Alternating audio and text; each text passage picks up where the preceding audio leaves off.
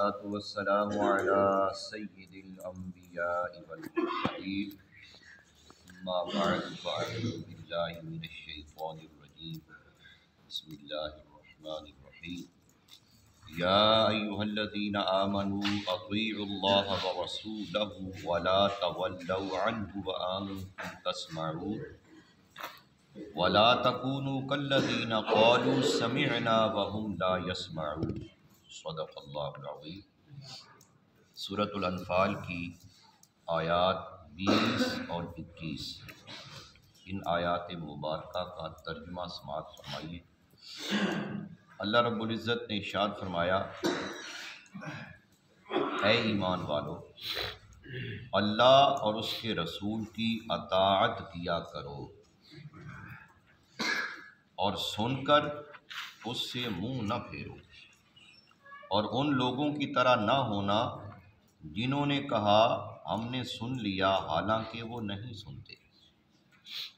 تو ان آیات مبارکہ کی تفسیر ارشاد ہوا، یا ایھا الذین آمنوا، اے ایمان والو۔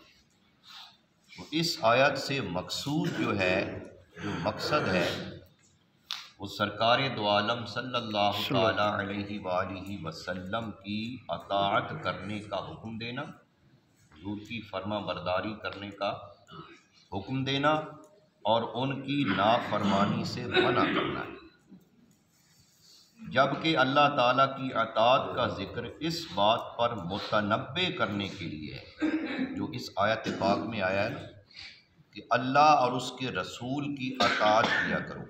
اللہ کی اطاعت سے کیا مراد ہے؟ تو وہ اس بات سے خبردار کرنے کے لیے یہ حکم دیا گیا ہے کہ رسول خدا صلی اللہ علیہ وآلہ وسلم کی اطاعت و فرما برداری در حقیقت اللہ ہی کی اطاعت ہے۔ تو کوئی شخص اس وقت تک اللہ تعالیٰ کی اطاعت کر ہی نہیں سکتا جب تک وہ رسول اللہ صلی اللہ علیہ وآلہ وسلم کی اطاعت و فرما برداری نہ کرے۔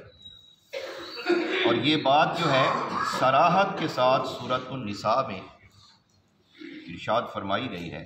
تو ارشاد ہوا، من یطع الرسول فقد اطاع اللہ، یعنی جس نے رسول کا حکم مانا بے شک اس نے اللہ کا حکم مانا۔ آیت کا اگلا حصہ ارشاد ہوا، ولا تکونوا کالذین، اور ان لوگوں کی طرح نہ ہونا، یعنی ارشاد یہ ہوا کہ ان لوگوں کی طرح نہ ہونا جنہوں نے کہا ہم نے سن لیا حالانکہ وہ نہیں سنتے۔ یعنی سن کر نہ سننے سے کیا مراد ہے؟ مطلب یہ ہے کہ جو سن کر فائدہ نہ اٹھائے اور نصیحت حاصل نہ کرے اس کا سننا ہی نہیں ہے۔ اور یہ حال در حقیقت منافقین اور مشرکین کا ہے کہ وہ قرآن تو سنتے تھے لیکن اس پر ان کا عمل نہیں ہوتا تھا، وہ اس سے فائدہ نہیں اٹھاتے تھے اور اس کے مطابق عمل نہیں کرتے تھے۔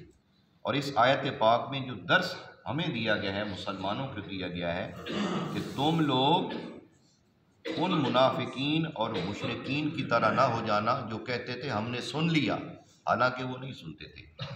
مسلمانوں کو اس سے دور رہنے کا حکم دیا جا رہا ہے، بلکہ مسلمان کی تو شان یہ ہے جو کہ پچھلی آیات میں بیان ہوئی کہ جب ان کے سامنے قرآن کی آیات تلاوت کی جاتی ہیں تو ان کا ایمان بڑھ جاتا ہے، یعنی ایمان میں اضافہ ہو جاتا ہے، ایمان کی کیفیت جو ہے وہ بڑھ جاتی ہے، ایمان جو ہے وہ تازہ ہو جاتا ہے۔ تو اس لیے اللہ تعالیٰ سے ہمیشہ دعا کرنی چاہیے کہ اللہ رب العزت ہم سب کو قرآن کو سن کر اس پر عمل کرنے کی بھی توفیق عطا فرمائے، آمین بجاہ نبی صلی اللہ علیہ وسلم۔